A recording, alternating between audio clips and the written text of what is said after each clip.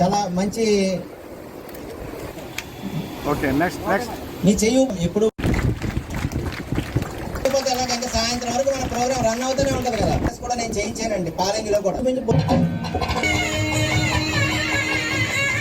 ప్రజాసేవే లక్ష్యంగా తణుకు కాన్స్టిట్యున్సీని అభివృద్ధి పదంలో నడిపిస్తున్న మన ఆరుమిల్లి రాధాకృష్ణ గారికి వెన్నంటుండి యాక్చువల్లీ వారి యొక్క సక్సెస్కి ఫ్రంట్ ఎండ్ రాధాకృష్ణ గారు అయితే బ్యాక్ ఎండ్ మన తులసి గారు, వారికి నా యొక్క ప్రత్యేక ధన్యవాదాలు. ఈ కార్యక్రమం రావడం నాకు చాలా సంతోషంగా ఉంది. ఎందుకంటే ఇక్కడ చేస్తున్న ఇంతమంది టీం వర్క్, సతీష్ గారు, వారి యొక్క మిత్ర బృందం, వారి గురువులు, వారి సహచరులు, వీరందరికీ కూడా దివ్యాంగులకి రాష్ట్ర వ్యాప్తంగా సేవలు అందించాలని చెప్పేసి ఒక సిస్టమేటిక్ మేనర్లో వారికి మెడికల్ అవసరాల దగ్గర నుంచి లైవ్లీహుడ్స్ వరకు ప్రతిదాన్ని అటెండ్ అయ్యి వారికి ప్రాస్థెటిక్ లెగ్స్ ఇప్పించి అవసరమైన ఎయిడ్స్ అన్నీ కూడా ఏర్పాటు చేయడం, వారి యొక్క టీం వర్క్ చూస్తుంటుంటే చాలా సంతోషంగా ఉంది, చాలా గర్వంగా ఉంది. మన పశ్చిమ గోదావరి జిల్లా అంటేనే దాతలకి మారు పేరు.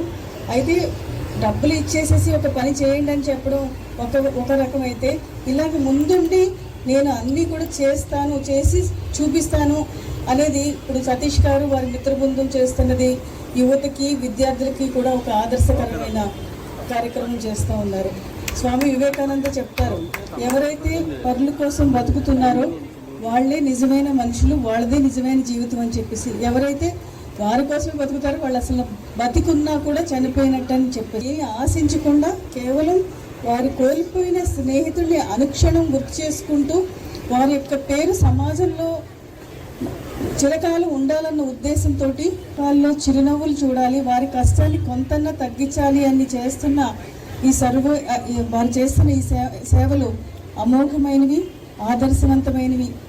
కాగా న్యూజిలాండ్లో పర్యటిస్తున్న తణుకు ఎమ్మెల్యే ఆరుమిల్లి రాధాకృష్ణ దివ్యాంగులకు తన వీడియో సందేశాన్ని పంపారు. అయితే ఆయన సతీమణి కృష్ణ తులసి సదస్సులో స్వయంగా పాల్గొని దివ్యాంగులకు ధైర్యం చెప్పి ప్రోత్సహించారు. అనంతరం 100 మందికి మంజూరైన కృత్రిమ అవయవాలను అందజేశారు. సంస్థ అధ్యక్షులు బొల్లా సతీష్ కుమార్ అధ్యక్షతన జరిగిన ఈ సమావేశంలో వివిధ ప్రాంతాలకు చెందిన దివ్యాంగులు పెద్ద సంఖ్యలో పాల్గొన్నారు.